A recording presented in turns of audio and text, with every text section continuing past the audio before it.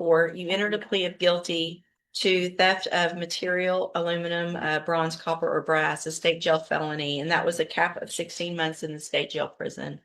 I've received the pre-sentence report. Has everyone had an opportunity to review that report? We have to. I do, Judge. Are there any additions or corrections? Before this courtroom session even finds its rhythm, we're stepping into a high-stakes day packed with guilty pleas, rejected deals, and defendants trying to explain their way out of serious charges. From a man caught red-handed with stolen copper to another fighting for a reduced bond after a violent accusation. Every moment here matters. But here's the twist. Not everyone is telling a clear story, and this judge isn't letting anything slide. Watch closely because what starts as routine hearings quickly turns into a series of decisions that could change lives for years. The real question is, who's taking responsibility and who's just trying to avoid it? Explanations. Yes, there is one issue that we would like to address regarding his state. Okay. And Judge, that was in regards to his description of what happened as far as when he talks about them not stealing the copper. I think that was more of an issue of course, him not admitting that they were caught in the act. And this was something that was after the fact that he was stealing the truck. He understands, how that may have sounded the way he expressed himself, and he totally takes responsibility for it. So, Mr. Garcia, you said specifically in quotes, we did not steal anything from there. We didn't, but we were caught there. We shouldn't have been there in the first place. I accept responsibility for what we were doing. Well, what were you doing? What are you accepting responsibility for? We showed up to look at the site. We were supposed to check it out. And that's when the cops showed up. I wasn't even in this. You know what I mean? I was there. I was in the truck when the cops pulled up, but I thought we were there on a job. So thought we were supposed to be working, we were supposed to land, but we hadn't yet. But I accept responsibility for what we're there to do. You know what I mean? I don't know what you mean. That's why I'm asking you, because you're saying you were there in absolutely legit reason. And there was material in the back of your. Here's the thing. Now's the time not to gloss over it. Okay? Either you did it or you didn't do it. Yes, ma'am, I did it. That's why. But that's not what you're saying. You're saying you went there to do a job, and the cops pulled up, and y'all just got in trouble, and you don't know why. For 10 minutes. I mean, I don't know how to put it in words. I did what I'm accused of me of doing. I don't know how else to word it. She asked me to describe the situation. I did. You said we did not steal anything from there. So did you or did you not steal? I did. Okay. So that's not what you just told me. I don't know how else to word it. I hadn't gone in yet. We hadn't, but I don't say. But the stuff was in, you had cut copper, a reciprocating saw, drills, and tools in the immediate area, in addition to multiple bundles of copper in the back of the truck.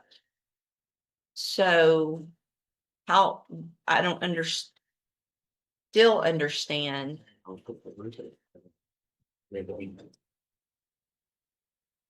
Did you steal the copper or not? Yes, ma'am. So now let's go to your criminal history and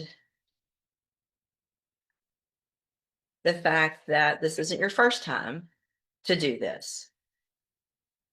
You've got 5 prior felony convictions.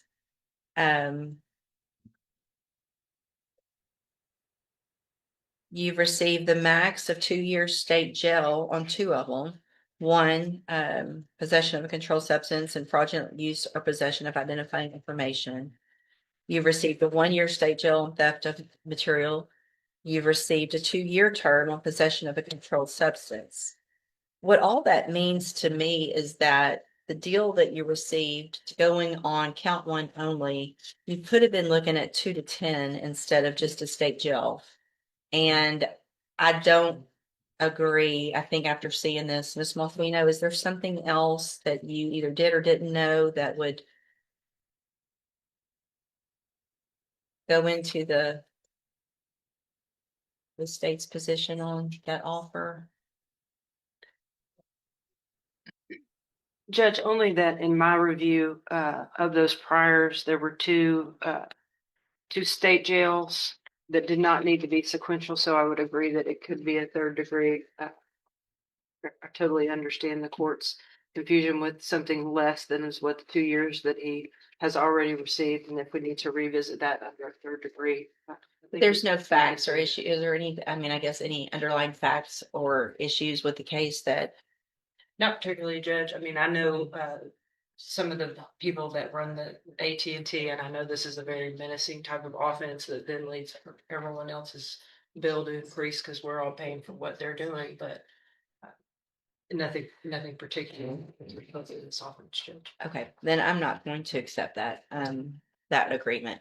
It doesn't make any sense to get rewarded for continuing bad behavior if there's not some underlying other issue. And Judge, just to kind of point out there, mitigating circumstances for us. Mr. Garcia, he was dealing with a drug habit. That even is why he's in custody right now from uh, testing positive when he came into court.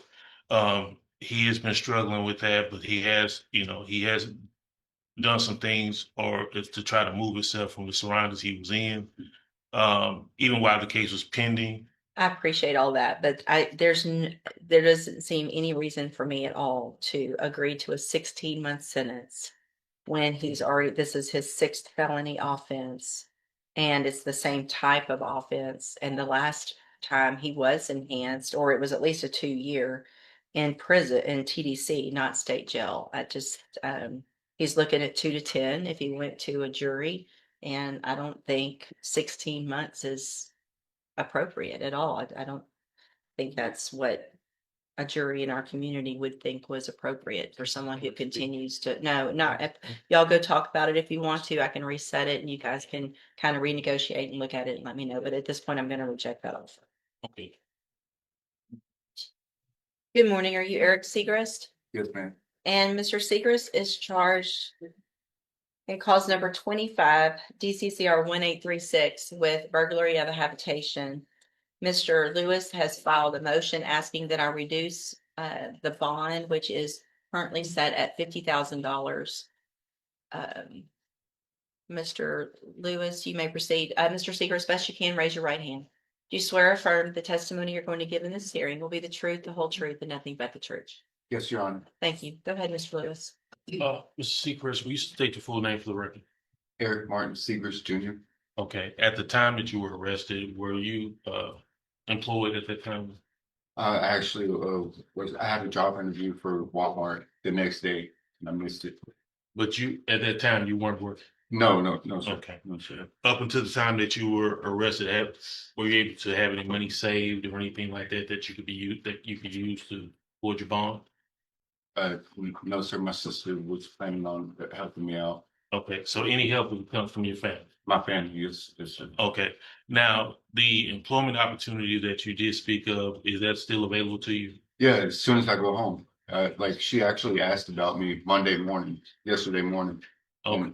And I have a neighbor in my neighborhood, Mhm. and she has like a bunch of overgrown trees, and she was asking my sister if I could come over there and clear out all this stuff, and she was going to pay me to help bond out. And if you're able to make bond, where would you be living? At 6161 House Street in Groves, Texas. Okay. Now, is that the same residence as the complainant in this case? No. That's my sister's house. Okay. So you will be able to handle any type of bond conditions, for example, like no contact with the victim, things of that nature. Absolutely, and the job is walking distance from my house. Like it'll take me 20 minutes to walk there, my house, and I just bought a brand new bicycle, so I could ride my bike straight to Walmart to go to work. Okay. Now, as far as the bond amount, it's currently set at 50,000. About how much do you think your family could afford, to try to help bond it out? Well, I'd say because I have another bond that's 10,000, and so probably around that area, so she can get a better deal with the bondsman, like around 10,000. So you're asking for a bond to set at 10,000 on this case, but ultimately you would have a bond obligation of approximately $20,000. Yes, sir. Pass it What's with the the judge. other bond for? It's for an assault case, I believe, Judge. The misdemeanor assault. Misdemeanor assault case. Any questions? No questions, Mr. Judge. Any other witnesses? Oh, no, Judge. All right, Mr. Smith, what is the state's position? Judge, this was a case where he broke into this house, sliced his arm very badly on the window, trying to break through the window, assaulted the victim in the case, stole her phone, and ran away after the police had been called. They were able to find him because they used to track my iPhone. It's family violence. They were living together at the time. We have had contact with her. She came in and talked to me last week, or before last, on this. So we would be opposed to a bond eviction. And just for the record, I'm taking judicial notice of the court's file. It does include the probable cause affidavit, and so I have reviewed that as well. Anything else, Mr. Lewis? Well, Judge, this is the one that we, of course, reset from recently when the state was looking to hear from the complainant in this matter. And I think, like Mr. Smith said, they did have a chance to talk to her. And even from my understanding from that conversation of what we're dealing with is a situation where it's still kind of shaky as far as factually of what went on between him and her that evening. It is something that he definitely wants to pursue. I'm not just going to say a trial, but pursue this matter further as far as trying to get it resolved. He does have plans to hire his own attorney, who is Mr. Parker. He's going now, but that's initially who was the family's going to try to help hire for him. So they're looking to bond him out and hire his own attorney as they proceed with this matter. We're just asking for him to have that opportunity. That way he can get back to work and help pay for that on his own and not be situated any burden or obligation on his family moving forward. Okay, at this time, taking into consideration the factors in our 17.15, I am going to find that it is not in the best interest to grant the motion to reduce the bond. I'm going to deny that. The underlying facts, the testimony today. And so what we'll do is get it set as quickly as possible. If the family hires Mr. Parker, great. If not, then Mr. Lewis obviously will remain as your attorney and move forward with going through discovery, and we'll get it set for an announcement and move forward as however you guys plan to at that time. Okay. Okay, Thank go you. back with the bailiff. Good morning. Are you Kenneth Bartol? Yes, ma'am. And Mr. Parker, will your client waive the formal reading of the indictment in each case? Your Honor.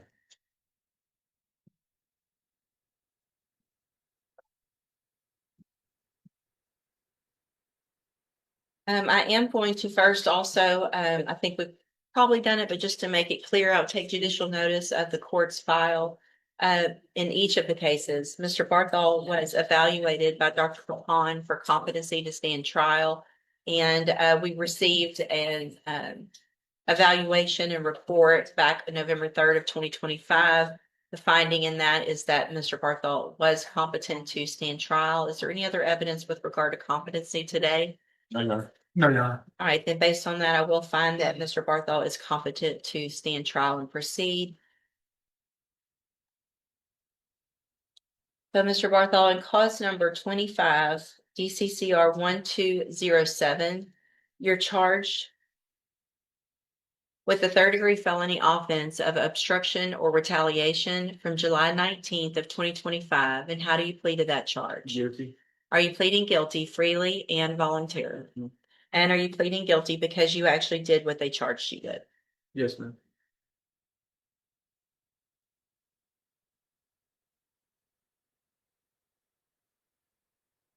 And then in cause number 25, DCCR,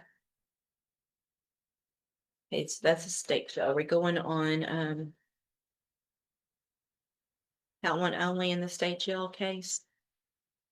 So is that? 1752. Yes, Your Honor. Give me just a minute. In 25 DCCR 1752, the state has elected to proceed on count one only. It alleges you committed the state jail felony offense of possession of a controlled substance from January 11th of 2025. And how do you plead to that charge? Guilty. Again, are you pleading guilty freely and voluntarily, Yes, ma'am. and because you actually did what they charged you with? Yes, ma'am.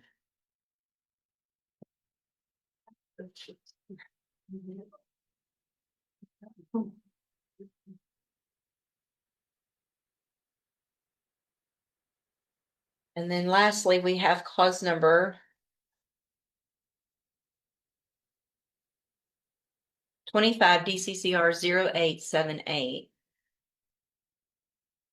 And in that case,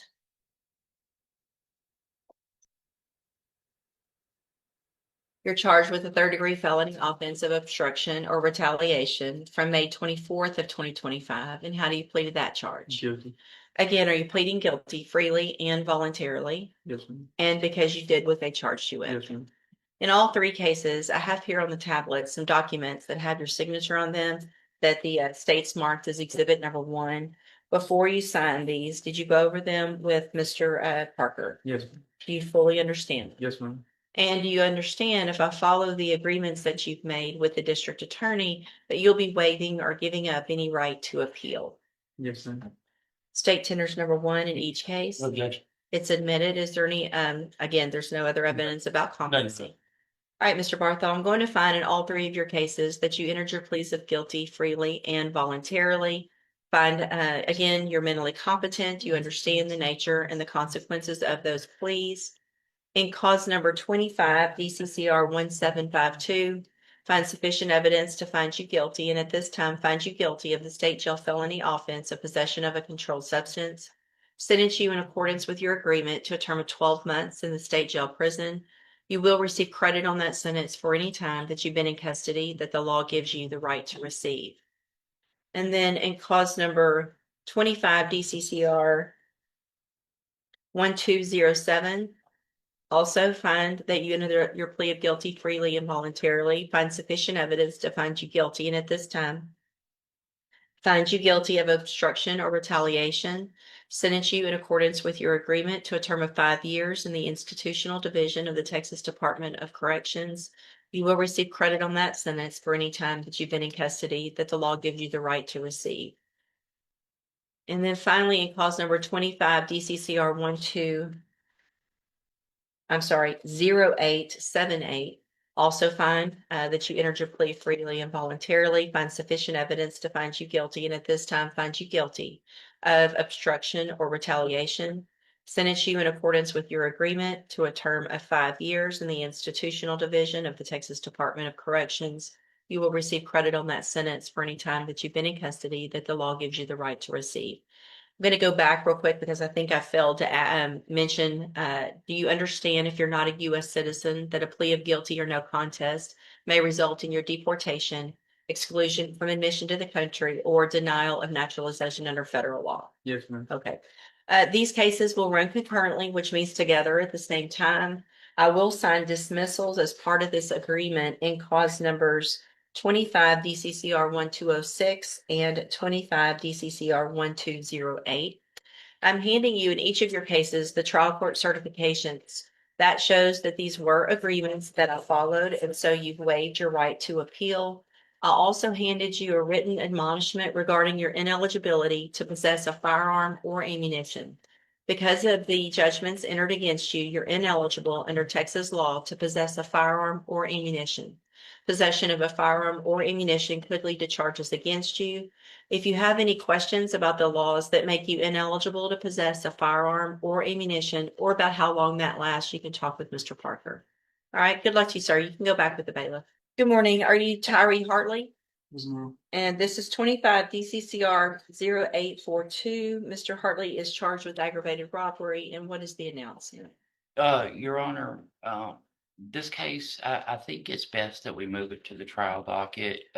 There's still some discovery that I've requested from the state that I don't have yet. I know they're working on that.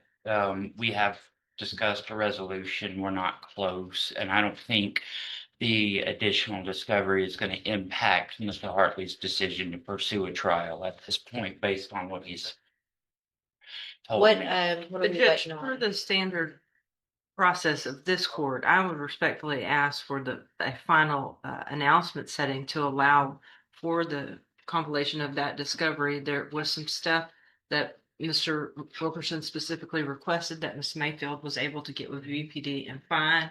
We'll get that to him. There's also things this case extended out of this county, so I have reached out to detectives on task force outside of the county to get stuff from other agencies, which takes a little bit longer than just going across the street to VPD to get it and be able to get him all of that. I agree with him that we're not anywhere close. He wants a non-aggravated, low pen time offer, and I'm upwards of 20+ years, especially with his jail reports that keep piling up daily. So I would ask just for a short standard reset to allow me to get all that to him and then do a formal rejection of anything.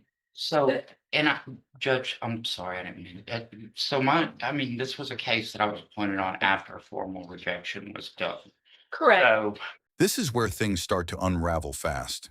The judge is doing something incredibly important here. She's not just listening, she's testing the consistency of the defendant's story. In court, clarity matters.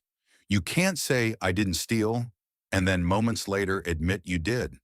That contradiction alone can damage credibility instantly. Notice how the judge keeps pressing, "Did you or did you not?" That's not aggression, that's precision. Courts rely on clear admissions, especially after a guilty plea. So here's a question for you. If you were in this position, would you try to soften your story or just own it completely from the start? I, So so the rejection was just in December, and you had some time to go through it, obviously found some things you need. I'm not inclined to put it on the trial docket without the discovery complete. And so I will do one last reset. This will be the final reset for an announcement. Once Ms. Malfino gets you all the information that you've requested, you can go over that with Mr. Hartley. If nothing changes, then at that time, we will put it on the next available trial docket. As everybody knows, we don't have any kind of backlog on trials. We can get it tried very quickly. So we'll do this last one. You can get everything and then we'll go from there. yes, Your Honor. Mr. Hartley, you can go back with the bailiff. Thank you, Your Honor. Thank you. Be excused. Yes, sir. Thank you. Good morning, sir. You Robert Trahan and Mr. Trahan, and clause number 25 DCCR 1094. You're charged with the state jail felony offense of unauthorized use of a vehicle from June 3rd of 2025. The indictment alleges that you were previously convicted of accident involving injury or death, a special degree felony, October 16th of 2017. And after that was final, you were convicted of evading arrest or detention with the use of a vehicle, October 17th of 2022, and also possession of a controlled substance, October 17th of 2022. And so that special degree is considered, have y'all done any research on how that's considered as far as enhancement purposes? I believe it's considered a third for enhancement purposes. Third, I've got him at 2 to 20. Because No, just right. If that's considered a third or more, It's not then it would be considered. 2 to 20.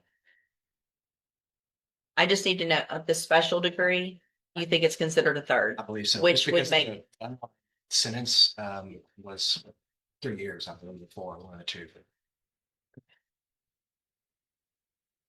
I'm confused.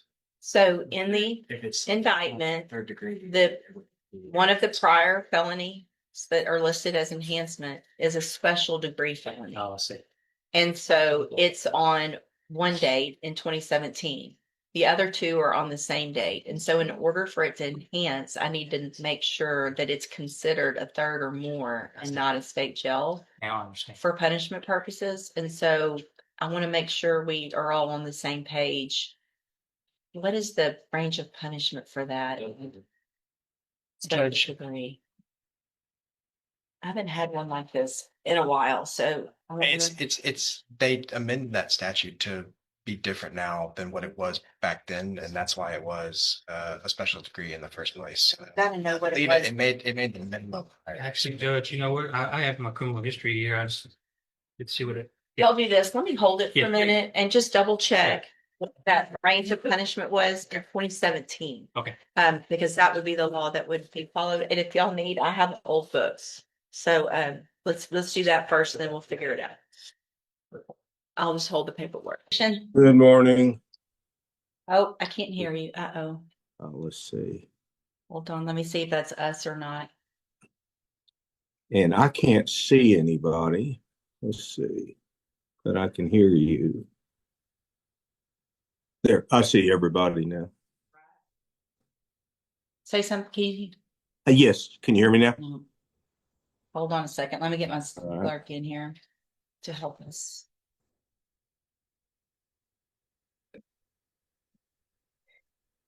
For some reason, I can't hear Mr. Udishin. I don't know where the volume is. If you, thanks. Thank you.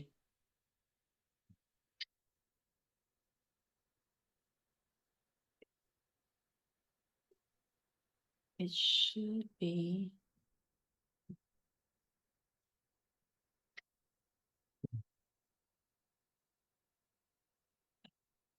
There's no sound coming from Mr. Udishin. Does he have his own? Yeah, he's not muted. Not muted. Yeah, he's not muted. So I don't know where.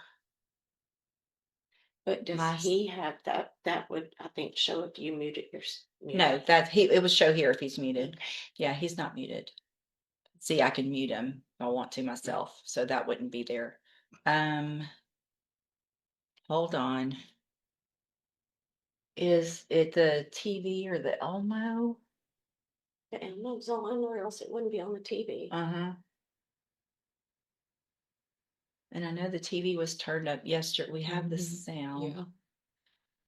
Yeah. We might do this, Mr. Udishin.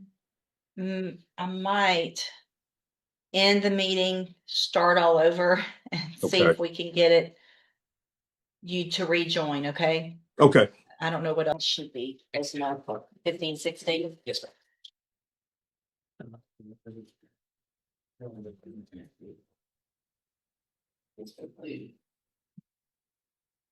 All right, sir, you Joseph Freeman? Yes, ma'am. And in cause number 24, DCCR 0348, Mr. Freeman is charged with murder. And in cause number 21, 38728, charged with deadly conduct, discharging a firearm. And what is the announcement? Judge, Mr. Freeman would like a trial. I visited with him last week. He says he wants to go to trial on the murder case. Is that correct, Mr. Freeman? Yes, ma'am. Your Honor. And so it looks like, has there been any offer? Yes, Judge, the state offered to run a 60-year sentence concurrent with the 60 years he recently received from the court in the MTRP. It wasn't an MTRP, it was two unagreed pleas. Unagreed, you're right. It The was ag robberies. It was unagreed. Can you do this real quick, just so that I have a paper trail in my file to show why we get it there? If you will do a plea bargain I think rejection. there's one in there already. He rejected 40. Well, look, let's put what the new offer is now that the underlying case has been affirmed, and so that is done. Let's do a new one, if you don't mind, real quick, and that way it shows what the offer is now. Yeah, it's on the tablet. I'll hold it for a minute while y'all get that taken care of, please. Thank you. Thank you. Judge, I would ask that the court admonish, wait. I will when you get that done. Okay, all right. Yes, sir. I'll go through the whole thing. Good morning. Are you Perry Hurd Jr.? Right. Yes or no, please? Yes. Stand up. Thank you. And Mr. Hurd is charged with harassment of a public servant from November 24th of 2025. And what is the announcement? Judge, I've met with Mr. Hurd, and I've also talked with Mr. Smith in regards to this matter. And evidently there's some questions in regards to his criminal history Okay. that I need to speak with Mr. Hurd about. I mean, I was under the impression that there wasn't any additional criminal history that we were dealing with other than this, and then there is, especially some out of county stuff. Okay. So I need to go over there with Mr. Hurd to check those judgments. Okay. I know there's one listed in the indictment, but there's more than that. Right. Okay.